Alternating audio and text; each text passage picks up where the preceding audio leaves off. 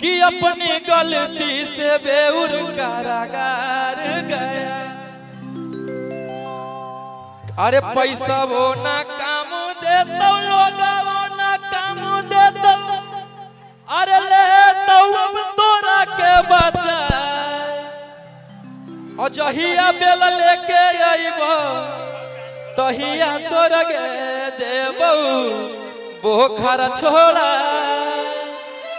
कितने लोग गाना सुने हैं? वाह, बहुत ही ज्यादा प्यार मिला इस गाने को। और ये गाना YouTube पे मेन चैनल पे हट गया है, टी सीरीज से स्ट्राइक आ गया है और मेरे रोशन रोही बीट्स पे चढ़ा हुआ, उस पे 20 मिलियन गया हुआ है। अच्छा हाई लोग काहे खातिर खड़ा बागवा बुझा देखा लोग तो नहीं कि हमने कितना है कि मुझे तुमने कहीं का नहीं छोड़ा, अल्लाह के पटना में दिल मेरा तोड़ा कि 300 में बिकने लगी। अरे कि 300 में बिकने।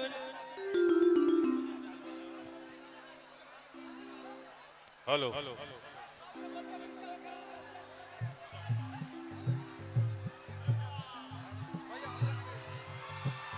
हेलो छोटे भाई रोशन के लिए एक बार कस के हाला करके ताली बजा दीजिए।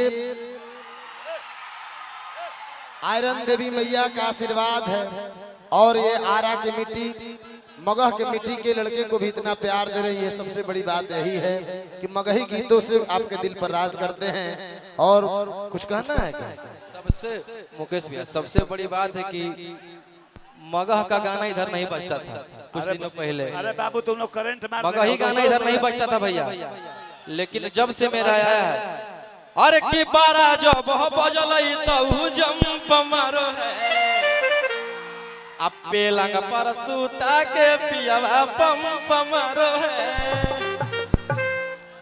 तब से भैया पूरा मगही अरे की जवन चीजवा पर करो ही गामा उ 300 में कहा अरे राजा कसन पर। तो बहुत बड़ी बात है कि हम बहुत सारे मगही में हिट गाना दिए और सारे यूपी बिहार सब जगह भी बज रहा है गाना मगही में और अच्छा लगता है।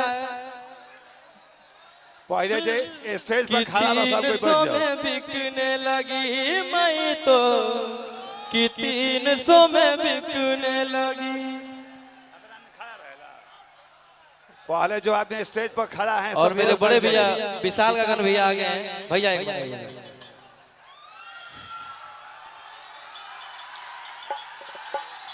भोजपुरी के स्टेज स्टार विशाल गगन। आपका मैं स्टेज तो बहुत देखता हूँ भैया। हेलो पहले जितने लोग स्टेज पर खड़े हैं बैठ जाइए। साहबत में पहरे को हर किया रचिला नमावा के ना जानेला और यादव के नामावा के ना जानेला।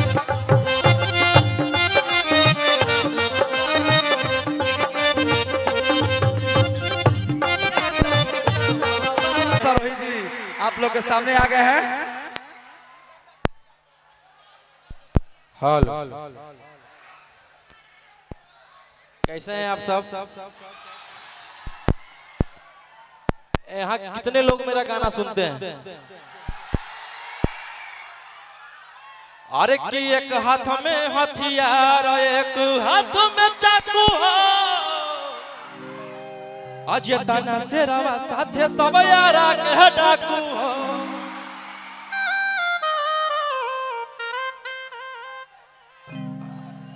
इसके पहले भी हम आते प्रोग्राम हुआ था तो, लेकिन इसके पहले हम भीतर थे और भीतर में रहते हुए भी आप लोग इतना प्यार दिए हैं। और एगो से रवा जेल के भीतर कोई गो से रवा आ बाहर में सब सूटर खूना खा। कि खत्म हो जैतौ परिवार आगे हमारा मारे खातिर के करा दे मी तू सुपारी गे छौरी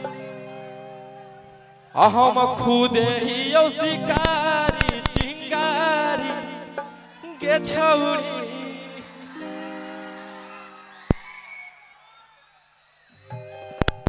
करीबन भीतर में मैं 10 मंथ रहा और आप लोग भीतर में रहते हुए भी इतना प्यार दिए हैं।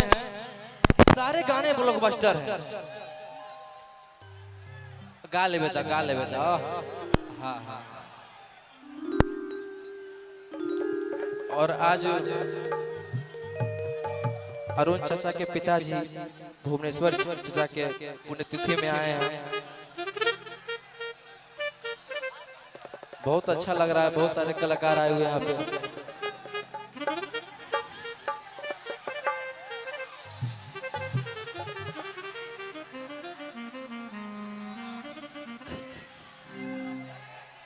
अरे कि लालू के नाम सुनते से नई ठेगे आया रहलो टाइम अभी चुप चाप तू बैठ